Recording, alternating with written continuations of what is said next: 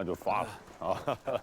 主席，首长，哎，主席，首长，你把这份中国人民解放军宣言赶紧发出去。周副主席，发到哪一级？向全国发布，让每一个中国人都能够听到这个宣言。太好了！哎，爷爷，再来一点。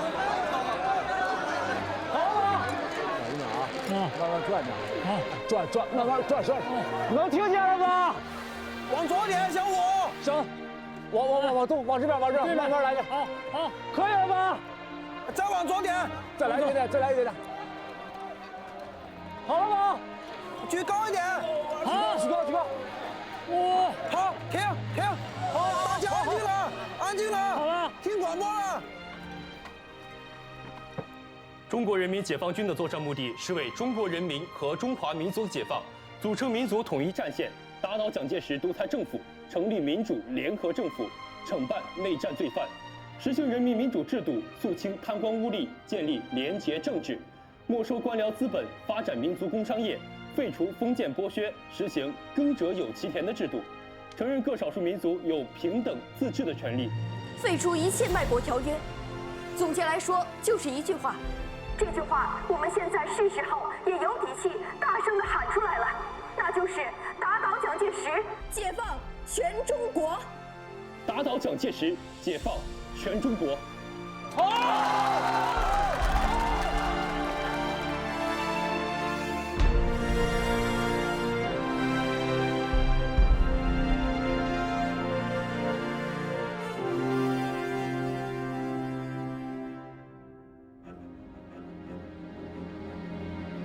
1948年1月1日，东北行辕主任陈诚在沈阳发表《元旦告东北军民书》，宣布危期已过，战备完成。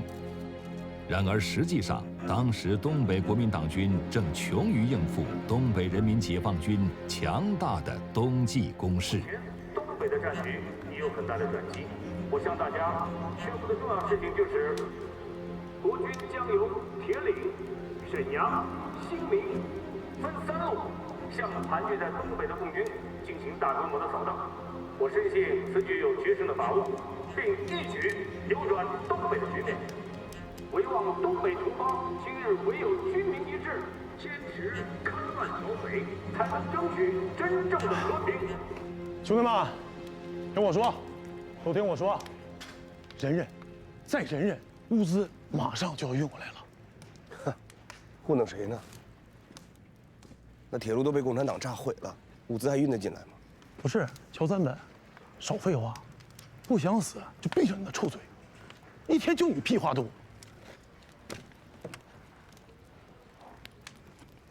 哎，看，那是什么？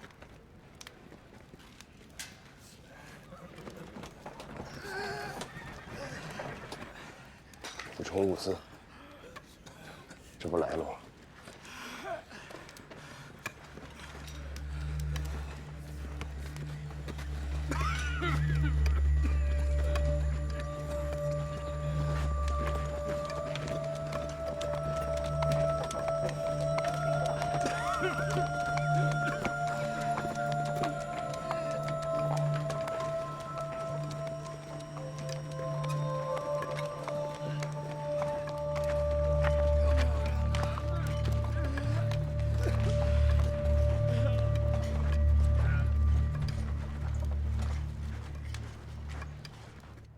这个陈诚作为东北行辕主任，本想通过大刀阔斧的整军，扭转东北的局势，没想到得罪了很多人，他们都认为他在拉帮结派、排斥异己，所以他的整军反而搞得国民党内部矛盾重重啊。他的夫人谭翔是宋美龄的干女儿，他跑到他干妈那里已经哭过好几次了，要把陈诚调离东北。陈诚想整治内部，但是很难起到起死回生的效果，所以他在东北待下去的可能性不大。只是不知道老蒋还会派谁去收拾东北这个烂摊子。盘根错节，根深蒂固，谁去都一样，无可奈何花落去呀。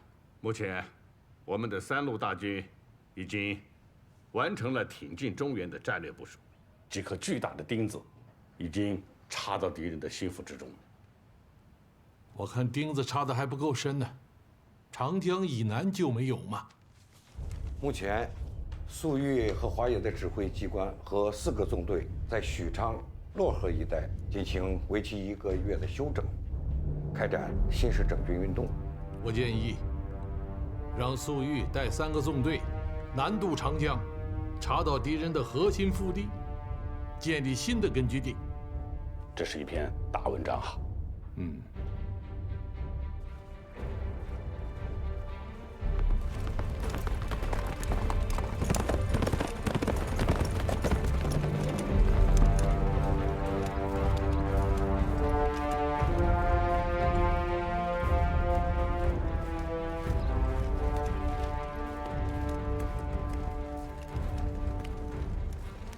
司令员，陈司令员问咱们给中央的回电怎么还没到？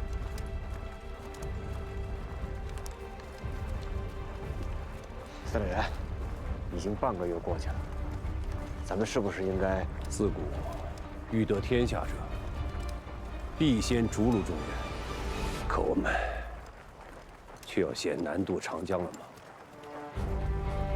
？1948年1月22日，粟裕将他的战略构想以及相应的建议报告中央军委和刘伯承、邓小平及子养殿。粟裕认为，随着敌我双方力量的消长和战略战术的变化，解放军在长江以北打更大规模的歼灭战，更有利于加速胜利的进程。因此，建议应在中原战场上采取忽急忽分的战法，集中兵力打大仗。主席，哎呦，好，陈老总啊！本来陈老总1号非要回华野，我把他应该留下来了。哎呀，应该留下来哦。正好我在这个地方，决定华野渡不渡江，我们呀应该好好的讨论一下才行哦。啊，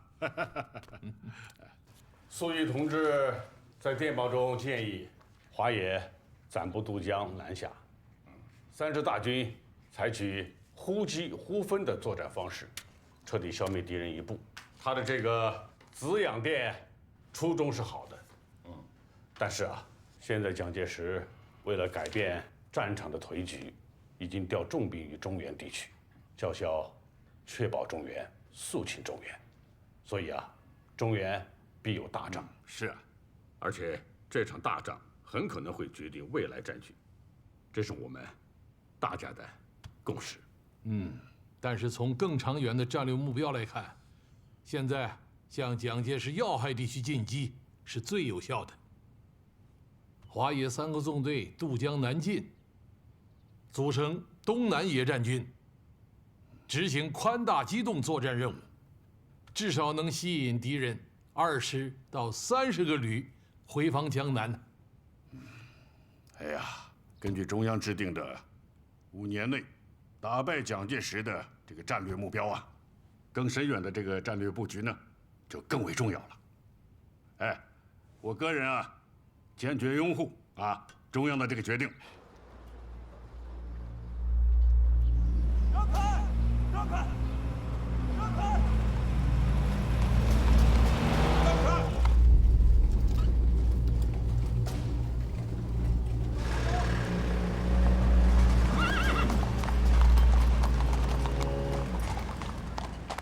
叶军啊，你看看这个静茹啊，去了趟巴黎啊，就是不一样，这气质和形象都变了。现在呢是活脱的一个欧洲绅士，哎，外表穿西装，但内里还是安徽老表。来，请。好，你们去吧。来，上座。来，君如。哎呀，老头子这次把我招回来，是去东北换陈诚。怕你不答应，派我和莫三来当说客。不是，我刚才还看了慈修发表了一个告全东北军民书，说形势一片大好。啊，如此之好的形势，为什么要换人呢？那都是说给军民听的，自然要冠冕堂皇一些。可实际情况，可以说是糟糕透顶啊。既然如此糟糕，这熊式辉和陈诚都弄不了，我去了有什么用啊？啊！你是老头子亲自点的将，当然是中国东北的形势能够挽救于水火的，唯有你俊如一人呐。来吧，来。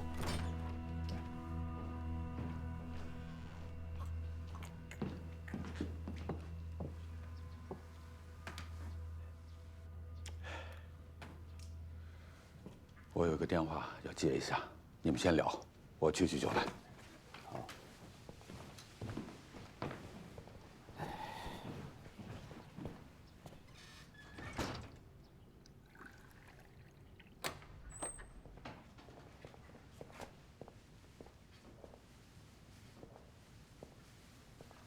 慈修啊，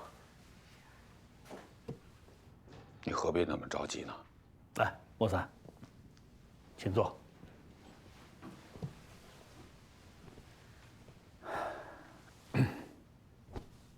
莫三，我这次避人耳目回来打点，不会耽搁太久。但是走之前呢，我总是要和你见上一面的。叶军现在正在和君如谈。对于去东北的事儿，君如还是有抵触的。老头子急以重大，说这次如果君如坚持不受的话，我就不能离开东北。所以，莫三兄啊，我还是希望你能够帮我，再好好的劝劝他。你说说看，怎么个劝法？君如大才，也许他去到东北，情势会有大的转机啊。但愿如此吧。从现在的形势上来看，只能是走一步看一步了。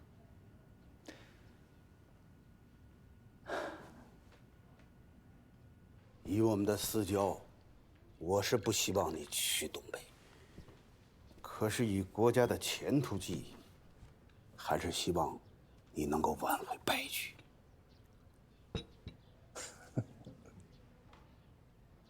岳军兄，莫三不在，有些心里话呀，我想跟你说明白。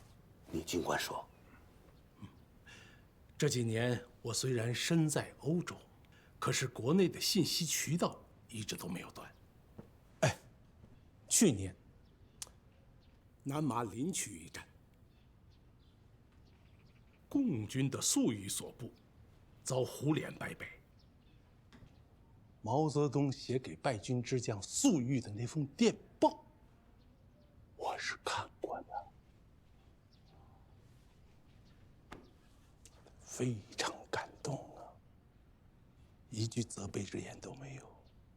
这共党啊，他最善于的就是温暖将士的心，这样大家没有私心，心里只有一个目标。反观我们这位蒋公呢，重用亲信，只要嫡系的就竭力的维护，护犊子呀！不是嫡系的呢，大可牺牲了之。你说是不是？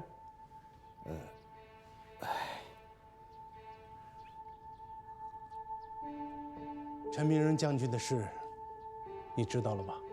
知道，已经停职查办，现在就在南京。四平会战，陈明仁将军居然摆出了一个精妙绝伦的陈明仁防线，撒豆成兵啊，很艰难地保住了四平啊。这给东北国军留了多大的面子呀！可是结果怎么样呢？陈诚上任，居然说他这撒豆成兵的豆是贪污所得，是士兵抢回来的粮食，以此为据，把陈明仁将军给撤职了。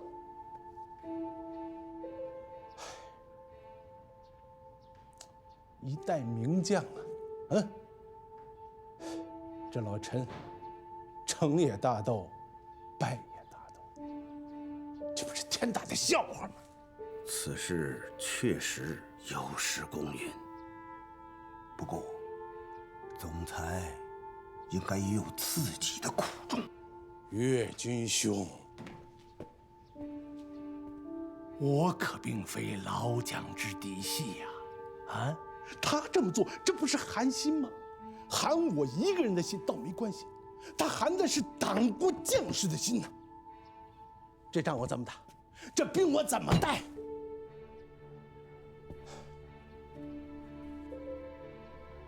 我去东北，就是他陈诚的一个替死鬼啊！我去了，我能干什么？君如啊，不然我们还能做些什么？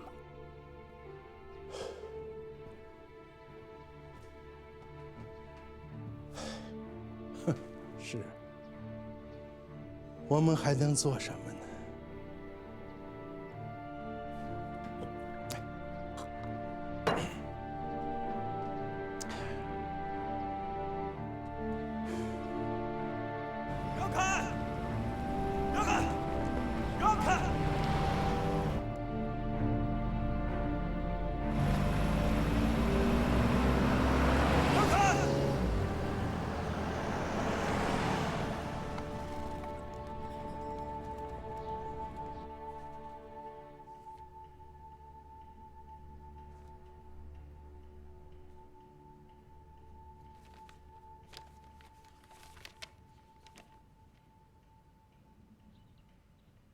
东北换了俊如过去主持，似乎也没什么起色啊。万事开头难嘛，总是要给他一点时间的。时间，我们还有时间吗？这总体战的计划，你总得给个意见。是全部都不对，还是哪一条哪一款有问题？你指出来，我们也好往下推进。否则的话，美国人看过没有？啊，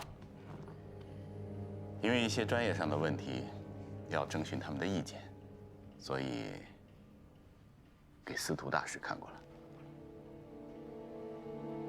啊，他们是很认同的。那就定下来吧。啊，定了。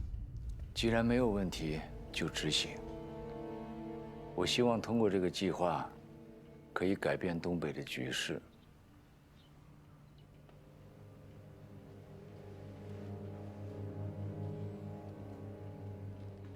啊，那好，那我就督促着尽快拿出完整的方案，再提请中央正式审议。好的，没别的事儿，简生告辞了。好。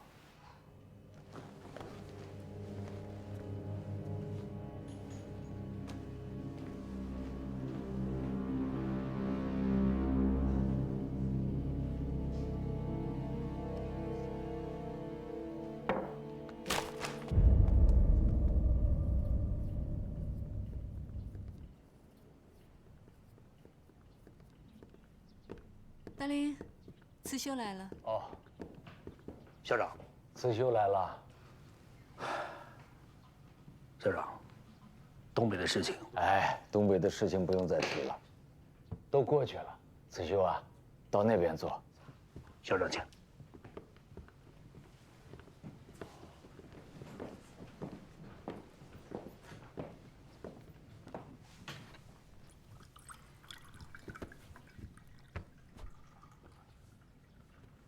校长，建生刚走啊？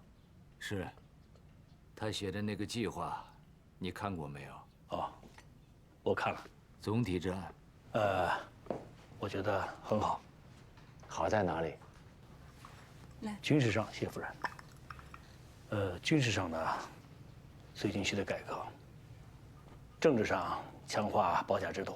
最大的亮点就是在经济方面，我们也要搞政府主导的土地改革，要把共党夺去的农民再抢回来。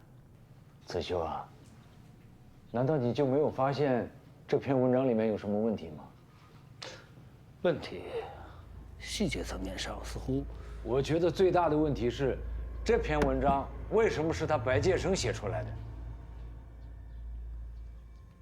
是啊，建生是国防部长，是带兵的统帅，他怎么会搞军政体制改革的方针性文件呢？难道是在为李宗仁积累政治资本？子修，你还记得去年魏德迈回到中国吗？他处处与总裁作对，甚至还发表言论，要美国终止对我们的援助，转过头去就去支持李宗仁跟白崇禧。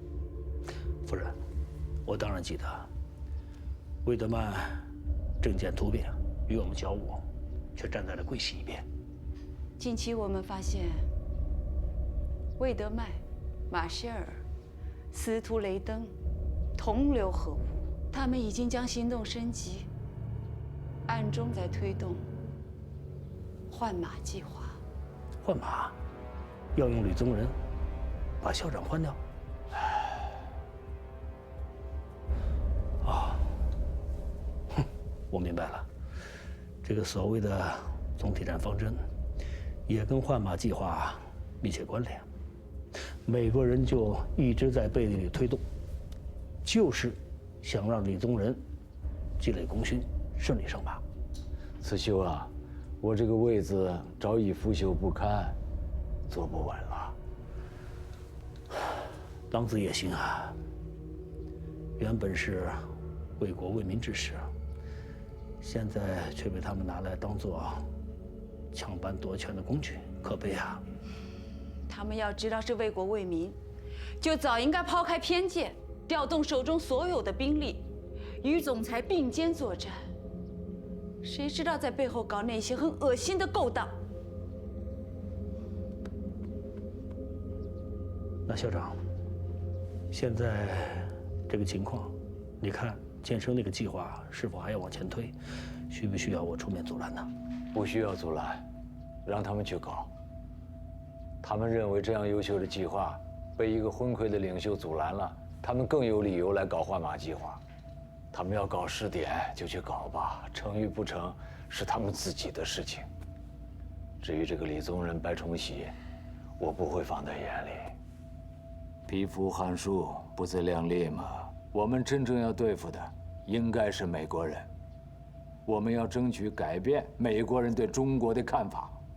前方在打仗，如果不是这样的话，这个仗怎么打下去嘛？大令，这不仅仅是因为打仗，这也关乎到你自己的命运。校长保重啊！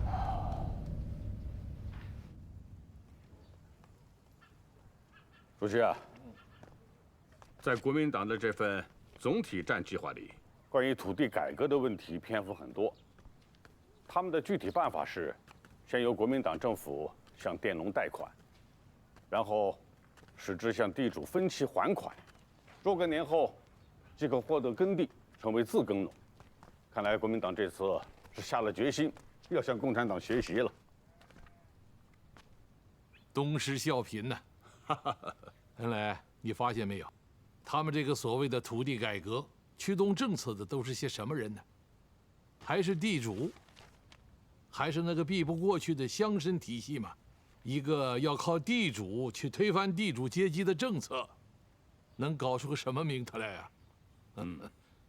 咱们拭目以待吧。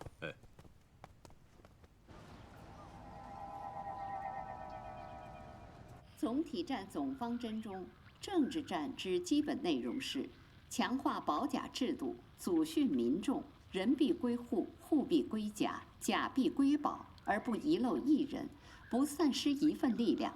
政治战的目的是全面控制一切人力、物力、财力，枯竭共产党军队的兵源和粮源。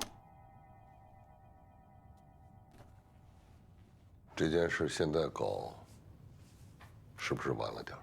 不只是晚，而且他们永远搞不清楚，共产党之所以成功，不是在于手段，而是在于精神。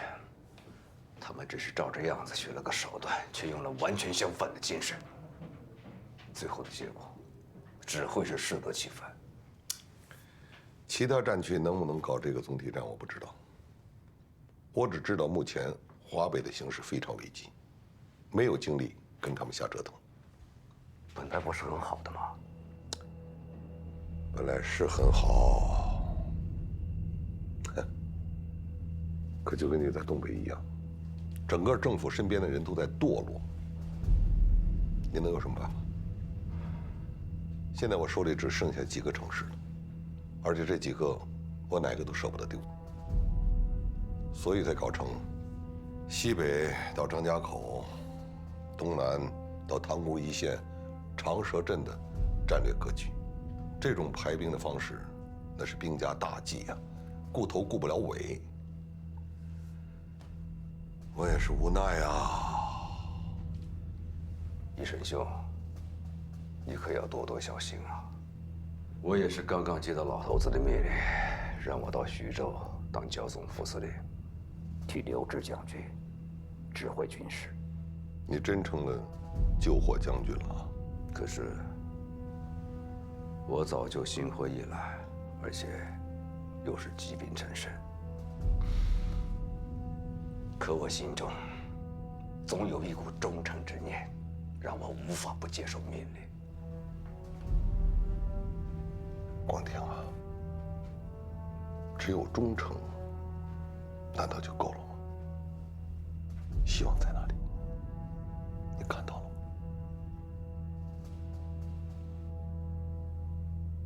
是啊，希望在哪儿？形势明摆着，现在除了长春、沈阳、锦州以外，无仗可打。要打，就是硬仗、大仗、恶仗。沈阳是重兵把守的剿总所在地，不可能拿沈阳开刀，那就剩下了长春、锦州来进行选择。长春、沈阳、锦州，我认为还是先打长春，更有利于集中主力，更能够获得根据地的支援。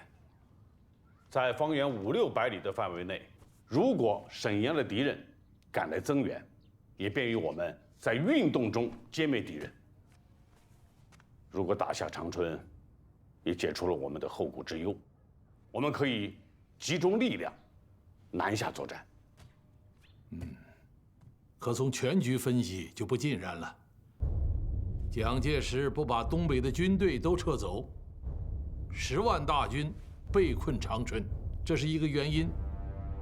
如果我们攻下长春，就会打掉蒋介石的一个包袱，帮助他下定退守关内的决心，从而保存一个相对完整的战略集团呢。这对我们的通盘棋局是不利的。所以啊，要打，先打锦州。先打锦州，对全局确实有利，但是敌人在锦州可有10万大军啊！如果我们打不下锦州，被困在这里，沈阳的敌人就很有可能赶来增援，这样就危险了。打长春是稳棋，打锦州可是险招。如果大军远离北满根据地，长途奔袭南下，如果不利，将会腹背受敌啊！正因为是险招，所以更可能剑走偏锋，险中制胜啊！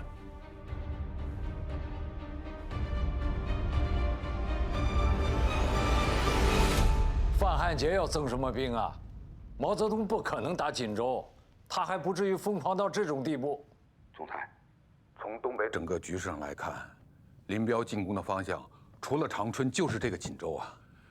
虽然现在攻打锦州非常困难，但是从战略角度上来讲，我们不能不防啊。我告诉你啊，如果打长春，把兵往南撤，靠近沈阳，告诉范汉杰，我们再给他增援2个军，让他扼守咽喉，可进可退。莫三啊，从另一个角度上面讲，我倒是希望毛泽东来打锦州，这样的话可以发现共军的主力，聚而歼之，改变战局嘛。是，总裁，我这就去安排。好。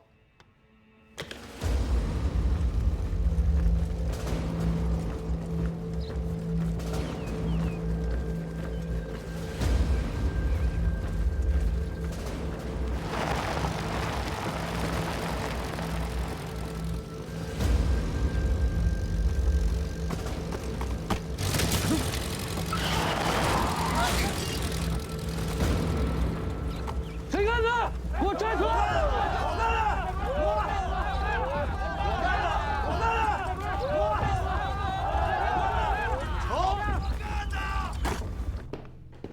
大林，已经确定了，有消息了。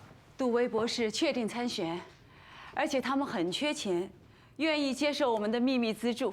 太好了，这个美国人啊，在中国搞一个换马计划，那我们就到他们的背后去搞一个换杜计划，暗度陈仓嘛。现在民调显示，杜威博士是大幅度领先的。看来我们这一注，算是赌对了。嗯。不过要推动美国的大选，资金的缺口也不可限量。资金的问题，我会尽量想办法。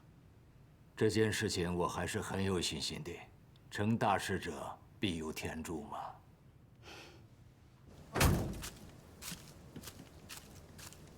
他奶奶的！你说咱饭吃不饱，军饷还没有，他们拿咱们当人吗？啊，这仗还咋打呀？切，打仗，打个屁！他们给老子多少钱，老子就给他们打多少钱的仗，这叫买卖公平，童叟无欺，是不是，哥们儿？对，老刘有文化啊。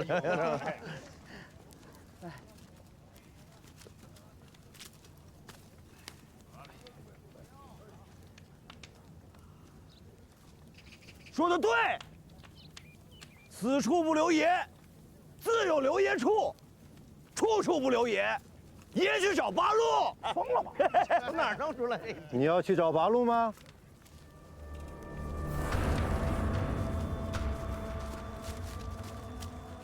找八路的路知道怎么走吗？报告长官，属下不知道。要不，您给指条道。阴间的道好走，去吗？你个混蛋！你找的想死是不是？不想活了你！今天砸长官车的是不是也是你？龟孙子你！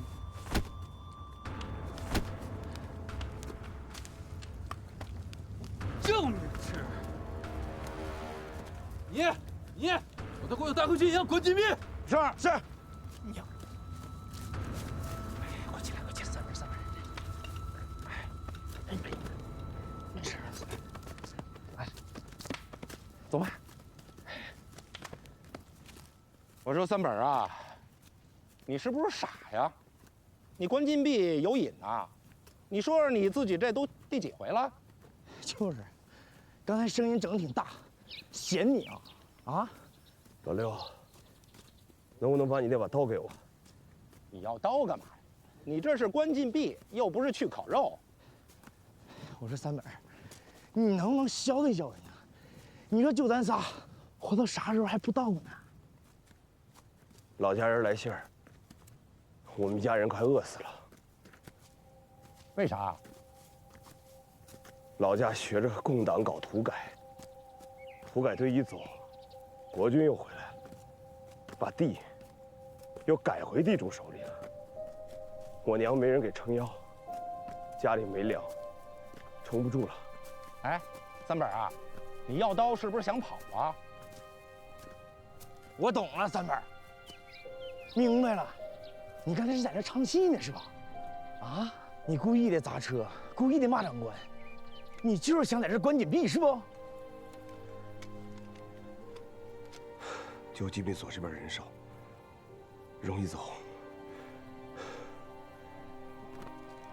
不是，你这干啥呀？老刘，老李，我替我娘，我俩妹妹，求你们了。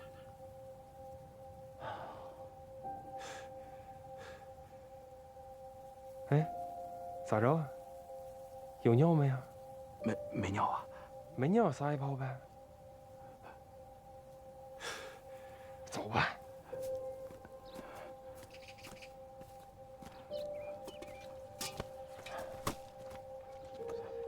老刘，咱俩这是不是犯错误了？哎，走了。哎，打我！啥？打我！打哪儿啊？你不弄点伤，咱俩回去怎么交代呀？打脸！懂了，打脸！快点儿！你！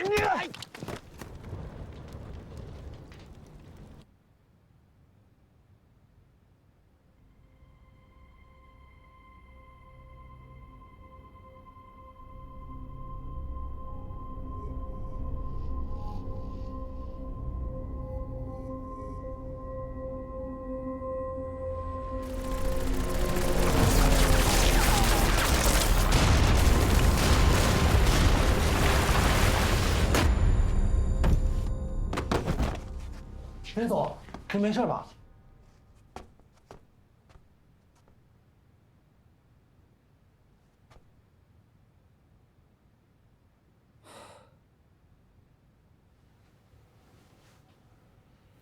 去把刘参谋长叫过来，告诉他，我要给中央回电。是。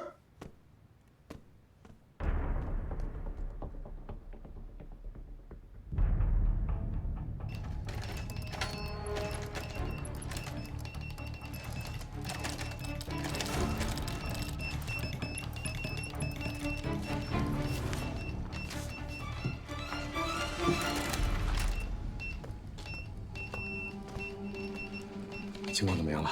已经超过1500字了，电文还没有结束。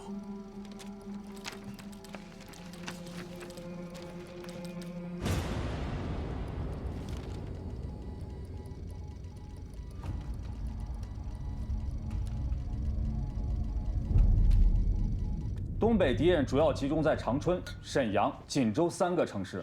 长春守兵为60军及新七军，我军目前正在进行政治整训。作战计划第一步实行围城，以2个原有的纵队在铁岭与长春之间阻击敌人。这一仗将是一极严重的仗，盼中央即考虑以上意见。这次林彪不肯南下攻打锦州，还想叫晋察冀部队也跟着他们调动，配合他们的打长春的计划。如果真的同意了林彪的方案，给他10天半个月的时间，他能打下长春吗？如果打不下来的话，大军又没有及时的南下，封住锦州，那东北局势可就是另一番局面了。以东野目前的实力，打长春是有把握的。一是我军围困长春的时间已久，二是敌人的援军鞭长莫及，他们还害怕我们围城打援的战术。